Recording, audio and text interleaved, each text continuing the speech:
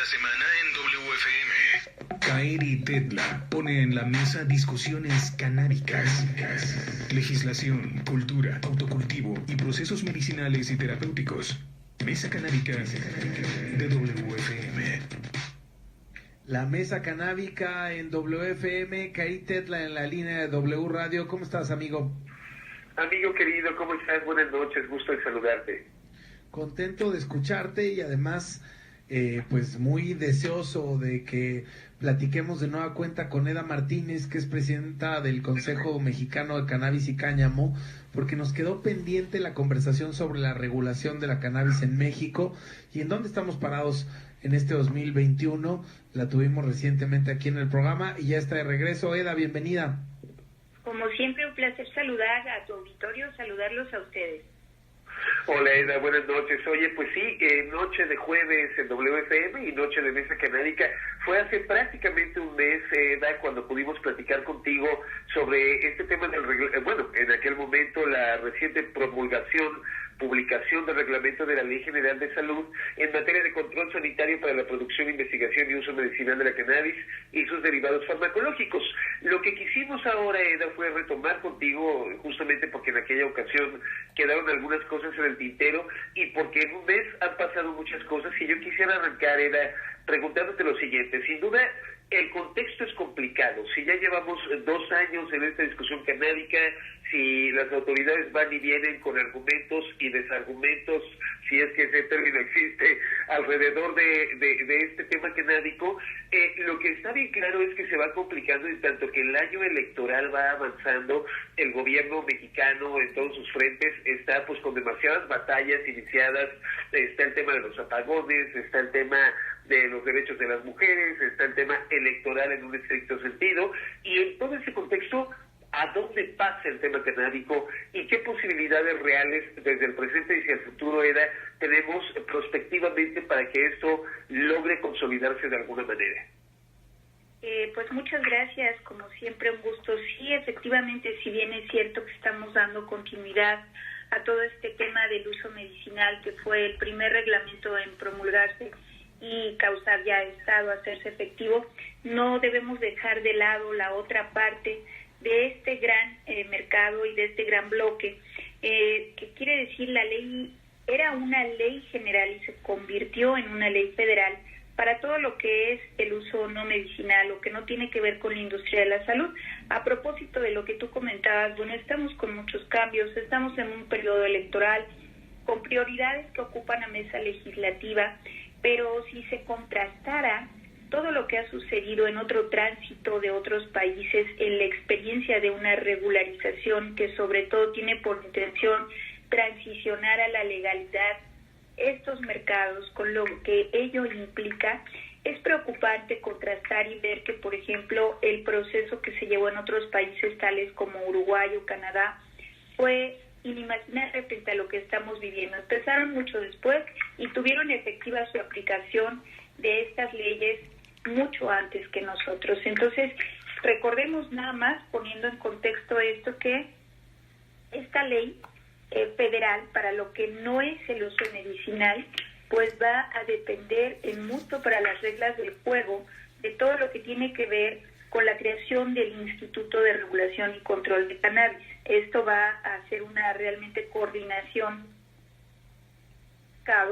y por ello hay muchos sectores que están diciendo, permíteme, si yo no estoy haciendo el uso adulto o no estoy realmente en el comercio de esto porque quiero el autoconsumo, por ejemplo, bueno, pues ¿por qué no entraríamos nosotros al bloque en el mismo momento que lo están permitiendo para las personas que lo están haciendo como uso adulto y que tienen la siembra, cultivo y cosecho en su casa, para aquellas asociaciones o clubes canábicos que tampoco tienen una intención de estar haciendo un acto de comercio?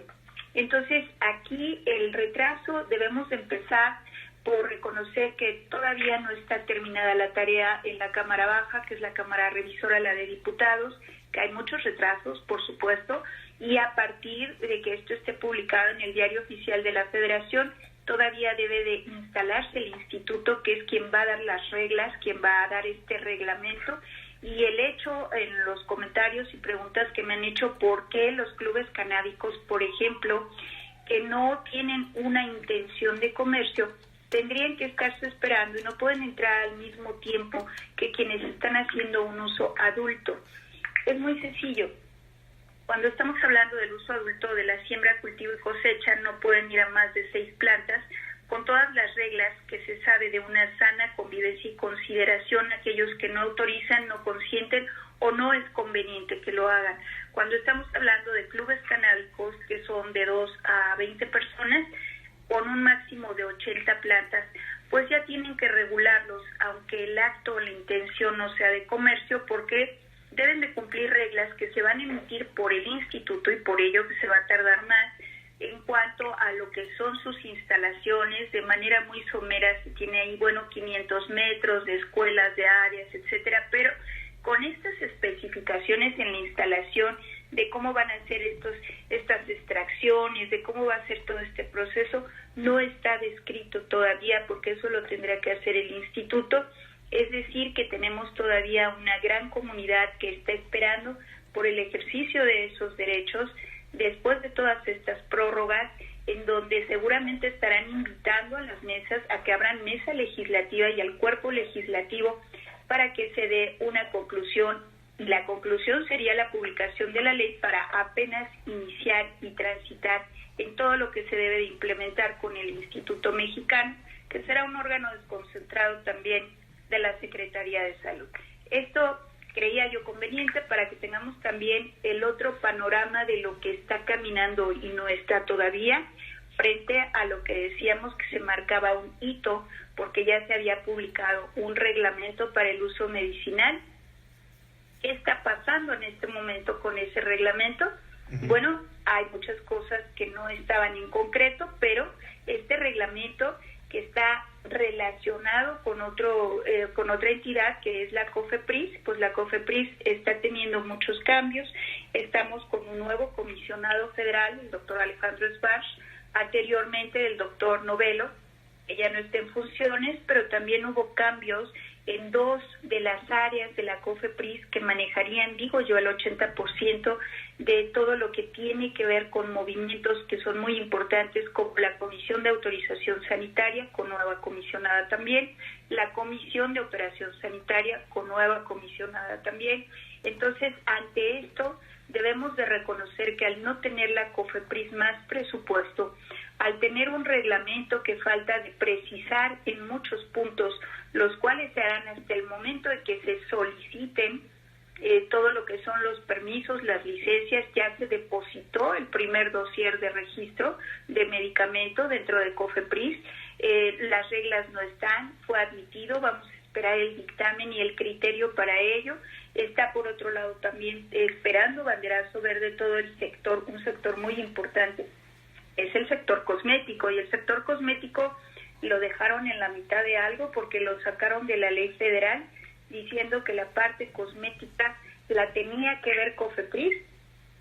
COFEPRIS no se pronuncia en este reglamento porque un cosmético no requiere como tal de un registro sanitario, ni siquiera en el reglamento supletorio, que es el reglamento de insumos para la salud, está contenido en el reglamento de control sanitario de productos y servicios, pero no requeriría pasar por una evaluación como tal y un dictamen para obtener un registro sanitario.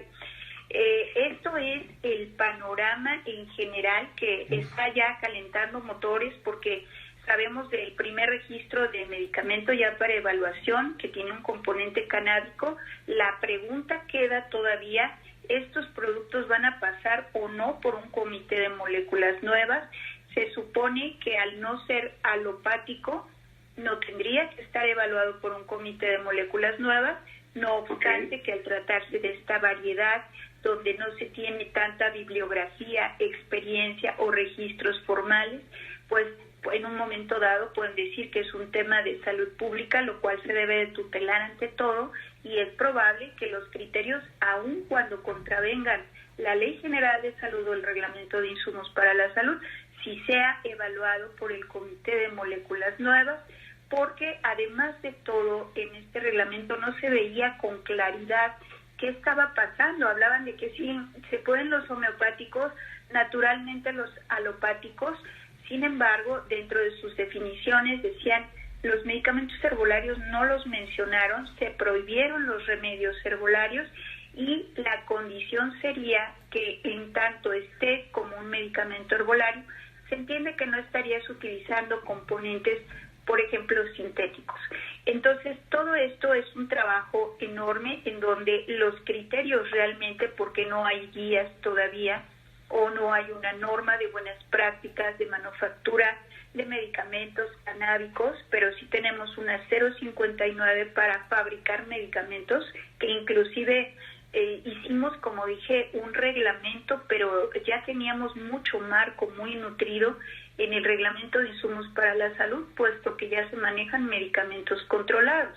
La otra gran pregunta es, cuando yo estoy tratando productos que solamente tienen CBD, entendiéndose como no psicoactivo, me lo van a mandar o no controlado por el hecho de estar definido como un cannabinoide. Y entonces, si yo no tengo un medicamento controlado, tengo que estar jugando con las reglas o no, inclusive de los requisitos en las recetas, con códigos de barra para el médico prescriptor. Y eso que todavía ni le entramos a aquellos temas de otro tipo de preparaciones, que hay un sector también muy importante calentando motores, que son las preparaciones magistrales. Es hasta donde hemos caminado hoy día. Oye, Eda, bueno, wow, este panorama, esta fotografía que nos acabas de presentar esta noche es completa y contundente. De entrada, te agradezco mucho que nos hables con esta claridad y que nos cuentes el marco amplísimo de dónde estamos parados ahora mismo en el tema de la legislación, en el tema de la regulación y de la realidad de la industria canábica en nuestro país. Viendo fechas, ¿no? Digo, ya con todo lo que llevamos de que ocurre, pero no ocurre, pero ocurre a medias, pero hay muchas cosas en el aire. O sea, Uruguay empezó la iniciativa que presentó el presidente Mujica en junio del 2012. Les tomó un año más o menos para aprobar la ley permitiendo el acceso al autocultivo, asociaciones canábicas, mercado regulado. En el 2014 estaban publicando ya una convocatoria para empresas. ¿Qué decir de Canadá, no? O sea, que aprobaron inicialmente en noviembre del 2017 pues los generales de la regulación de la cannabis a nivel nacional, y luego ya la aprobación final en el Parlamento en junio de 2018. O sea, lo que te preguntaría, Eda, es, ¿ya estaríamos en el tiempo de tener la claridad suficiente y completa que más o menos a países cercanos que tienen este ejemplo como Uruguay y Canadá les tomó 2 años? Ya estaríamos cerca, tendríamos que estar resolviendo nosotros en México, pero no lo estamos haciendo. ¿Existe una voluntad o no de hacerlo de parte de los aparatos legislativos? Creo que ahí es donde podemos hacer el punto de reflexión, y la palabra es muy válida, una voluntad. En los ejemplos que con toda claridad nos comentas, efectivamente han sido procesos, inclusive cuando se reactiva en Costa Rica, empezó muy rápido todo esto. Lo que tú hablas del modelo canadiense, que en verdad entró tan solo en vigor 4 meses después de su aprobación y demás, y nosotros tenemos años con este tema. ¿A qué se debe? ¿Qué pasó? Bueno, bien es cierto, tenemos un cambio de administración federal, lo cual es muy importante por todos los reacomodos que con ello lleva. Tenemos quizá una desestimación de la importancia a nivel económica y social, en todos sentidos y en su más amplia acepción, del impacto que significaría transicionar y regularizar a este sector. Y entonces pareciera que no solo es una falta de voluntad, sino es una contravoluntad. Lo claro. Que Oye, son más preocupante. Claro, Eda. Oye, y yo sumaría un factor, ya casi por terminar, porque el tiempo nos come, pero sumaría un factor que es el empoderamiento que las farmacéuticas han tenido en el contexto del COVID y la vacunación global. Sin duda se vería reflejado en ciertos intereses que le hemos platicado, vienen desde la industria farmacéutica, y a quienes no conviene que el cannabis alcance este nivel de elemento médico terapéutico aprobado, regulado, legalizado. ¿Tú qué opinas al respecto? a mí me parece que es muy interesante este punto de vista y son dos universos que pueden convivir.